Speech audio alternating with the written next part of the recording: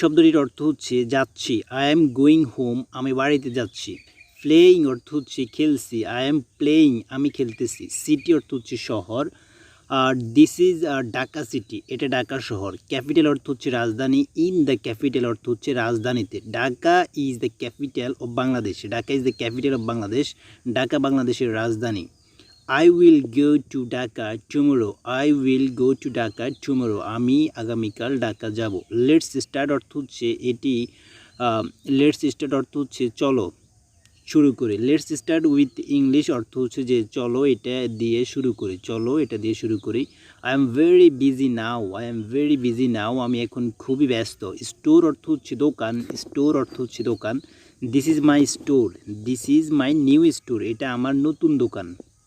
Job অর্থ হচ্ছে চাকরি, I have a new job, I have a new জবের অর্থ হচ্ছে আমার একটি নতুন চাকরি হয়েছে। ওয়ার্ক অর্থ হচ্ছে কাজ, ওয়ার্ক অর্থ হচ্ছে কাজ।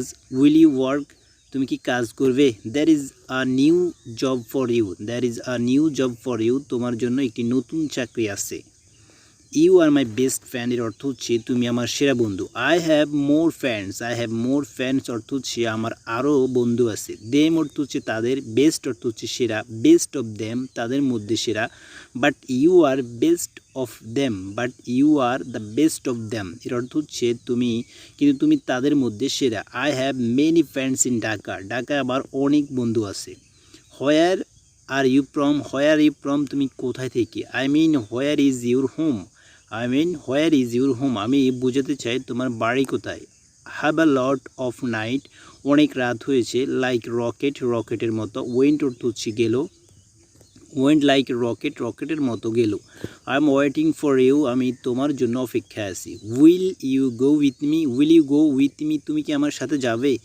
মাউন্টেইন অর্থ হচ্ছে পর্বত, সি অর্থ হচ্ছে সমুদ্র, ওকেন অর্থ হচ্ছে মহাসাগর, রিভার অর্থ হচ্ছে নদী, ট্রি অর্থ হচ্ছে গাছ, মুন অর্থ হচ্ছে চাঁদ, সান অর্থ হচ্ছে সূর্য, স্টোন অর্থ হচ্ছে পাথর, হিল অর্থ হচ্ছে পাহাড়, সিন অর্থ হচ্ছে পাপ। ইনফেলস অর্থ হচ্ছে কাফের, ফেইথফুল অর্থ হচ্ছে বিশ্বস্ত, আনফেইথফুলি অবিশ্বাসী।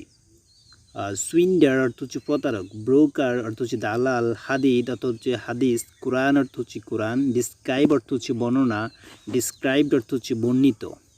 The salat is the key of heaven, নামাজ বেহেশতের চাবি। সে ইউর প্রেয়ার, নামাজ পড়ো।